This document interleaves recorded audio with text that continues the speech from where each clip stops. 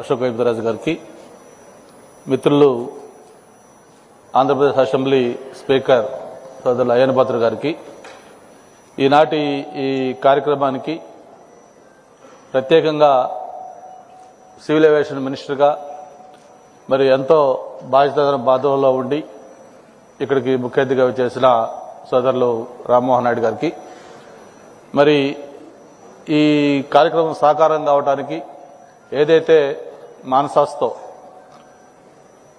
మొత్తం కూడా ఎంఓయూ చేసుకుని ఈరోజు ఒక మంచి కార్యక్రమానికి శ్రీకారం చుట్టిన జిఎంఆర్ గ్రూప్ చైర్మన్ సోదరులు రాజు గారికి, మరి సెంటర్ ఆఫ్ అట్రాక్షన్ ఇదంతా కూడా ఈరోజు ఇక్కడ అవుతుందంటే దానికి కారణం ఏంటో తెలుసు.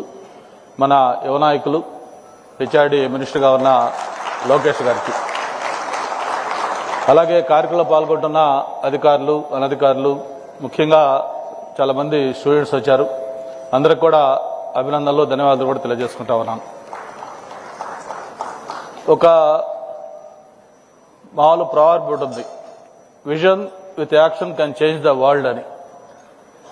ఏదైనా కొత్త అవకాశాలు వస్తే దాన్ని అందిపుచ్చుకోవడంలో మన ప్రీతం ముఖ్యమంత్రి చంద్రబాబు నాయుడు గారు ఎప్పుడు కూడా ముందుంటారు. మరి ఈరోజు హైదరాబాద్లో ఆ రోజు 95, 2004 దాకా కూడా ఆ 10 సంవత్సరాల్లో ఏ విధంగా హైదరాబాద్ నగరం ట్రాన్స్ఫార్మ్ అయింది, కొత్తగా ఒక నగరం సైబరాబాద్ నగరం ఆ రోజు అభివృద్ధి చెందింది. మైక్రోసాఫ్ట్ లాంటి కంపెనీలని హైదరాబాద్ తీసుకొచ్చి ఐటీ అంటే హైదరాబాద్ గుర్తొచ్చే విధంగా చేసిందో అవన్నీ కూడా మనం కళ్ళ ముందు చూసాం. నాకైతే బాగా గుర్తు, నేను 99 ఫస్ట్ అప్పుడు అనకాపల్లి ఎంపీగా ఉన్నప్పుడు స్వర్గీయ ఎర్రనాయుడు గారితో కలిసి ఢిల్లీలో 5 సంవత్సరాలు అక్కడ ఉన్నప్పుడు సీఎంగా చంద్రబాబు నాయుడు గారు ఢిల్లీ వస్తే దేశ రాజకీయాలంతా కూడా ఆంధ్రప్రదేశ్ ఏపీ భవన్లో ఉండే. మరి ముఖ్యంగా ఆ రోజు ఆయన యొక్క దూరదృష్టి ఐటీ కానీ లేకపోతే సివిల్ ఏవియేషన్ కానీ ఇవన్నీ కూడా ఎలా పొటెన్షియాలిటీ ఉంది, వాటి వల్ల ఏ విధంగా ఈ రాష్ట్రానికి బెనిఫిట్ జరుగుతుంది, ఇవన్నీ కూడా ఆలోచించి ఆయన చేసిన కార్యక్రమాలు చూసేవాళ్ళం.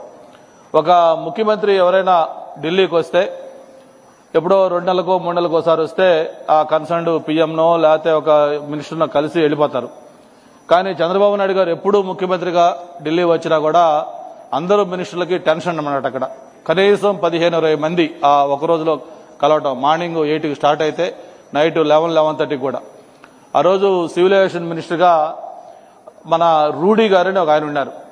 ఆయన దగ్గరికి వెళ్ళాలి, GMR airport Hyderabad Shamshabad airport గురించి అని చెప్పినప్పుడు అప్పుడు ఎర్రనాయుడు గారు తర్వాత అందరూ కూడా అక్కడ ఉన్నప్పుడు అన్నారు, సార్ మీరు అవసరం లేదు, మేము వెళ్ళి మామూలుగా ఆయనకి చెప్తాం రెప్యుటేషన్ ఇవ్వండి అంటే, లేదు నేను వస్తానని చెప్పని స్వయంగా సీఎంగా ఉండి ఆయనే ఆ రోజు సివిల్ ఏవియేషన్ మినిస్టర్ గారి దగ్గరికి ఆ బిల్డింగ్కి వచ్చి ఆ రోజు ఎయిర్పోర్ట్కి కావాల్సిన అనుమతులు కానీ కొన్ని ఏదైతే ఆ బెనిఫిట్స్ అయ్యేవాళ్ళో అవన్నీ కూడా కావాలని చెప్పని స్వయంగా ముఖ్యమంత్రి గారు వచ్చి తీసుకుంటే ఈరోజు మన కళ్ల ముందు శంషాబాద్ ఎయిర్పోర్ట్ కనిపిస్తా ఉంది.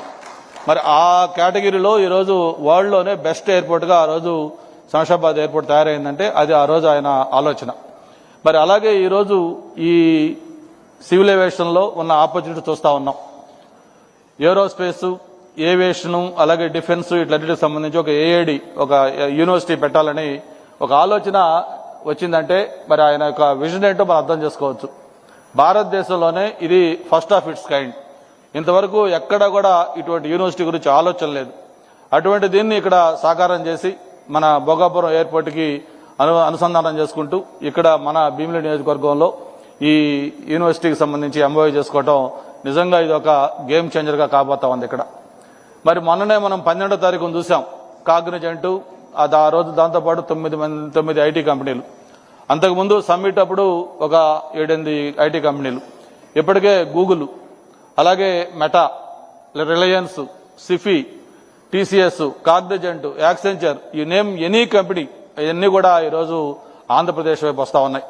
ఒక్క 5 సంవత్సరాలు 19 to 24 ఏ విధంగా రాష్ట్రం పరిశ్రమలు అంటే భయపడి పారిపోయే విధంగా ఆంధ్రప్రదేశ్ ఉండిందో మళ్ళీ ఈ 18 నెలల్లో మళ్ళీ ఆ ఎకో సిస్టమ్ అంతా కూడా తీసుకొచ్చి ఆంధ్రప్రదేశ్ వైపు అందరూ చూసే విధంగా చేస్తా ఉన్నారంటే అది మన ప్రీతం ముఖ్యమంత్రి చంద్రబాబు నాయుడు గారి యొక్క విజన్. దానికి తోడు ఈరోజు యువ నాయకులు లోకేష్ బాబు గారి యొక్క ఎగ్జిక్యూషన్ ఏదైనా ఒక ఇది చేయాలంటే దానికి ఖచ్చితంగా ఆ స్పీడ్ ఆఫ్ డూయింగ్ బిజినెస్ ఈరోజు మనకు ఆంధ్రప్రదేశ్లో కనిపిస్తా ఉంది. అందుకే అన్ని పరిశ్రమలు కూడా మన వైపు వస్తా ఉన్నాయని చెప్పిన కూడా తెలియజేసుకుంటూ రేపు మార్చిలో గూగుల్ కూడా మళ్ళీ ఫౌండేషన్ వేసుకోపోతా ఉన్నాం.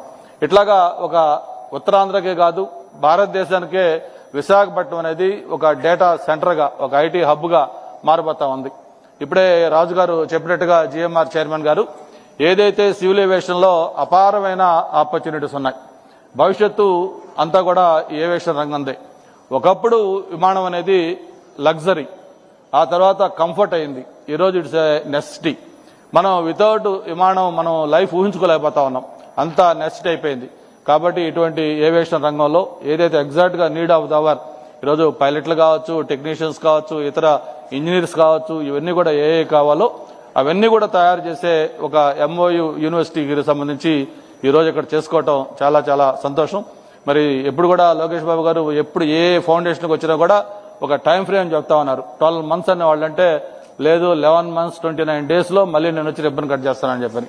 సేమ్ దీన్ని కూడా మళ్ళీ మీరు ఖచ్చితంగా ఇది మళ్ళీ 1 year లో ఈ ఎలాగైతే ఎయిర్పోర్ట్ నెక్స్ట్ జూన్ జూలైకి కంప్లీట్ చేస్తా ఉన్నారో దీన్ని కూడా అదే స్పీడ్తో మీరు ఎట్లాగో మీకు ఆ రికార్డు ఉంది, ట్రాక్ రికార్డు, దీన్ని కూడా కంప్లీట్ చేసి మళ్ళీ గౌరవ ముఖ్యమంత్రి గారు అలాగే వీలైతే ప్రైమ్ మినిస్టర్ గారు కూడా తీసుకొచ్చి దీన్ని గ్రాండ్ గాలా ఓపెనింగ్ పెట్టుకోవాలని కూడా కోరుకుంటూ మరొకసారి జిఎంఆర్ గారి చైర్మన్ గారికి కూడా ఈ సందర్భంగా రాజుగారితో పాటు మల్లికార్జున గారు కూడా ఉండుంటే బాగుండేది. డెఫినెట్ గా ఇనాగరల్ కి ఆయన వస్తారని కూడా ఆశిస్తూ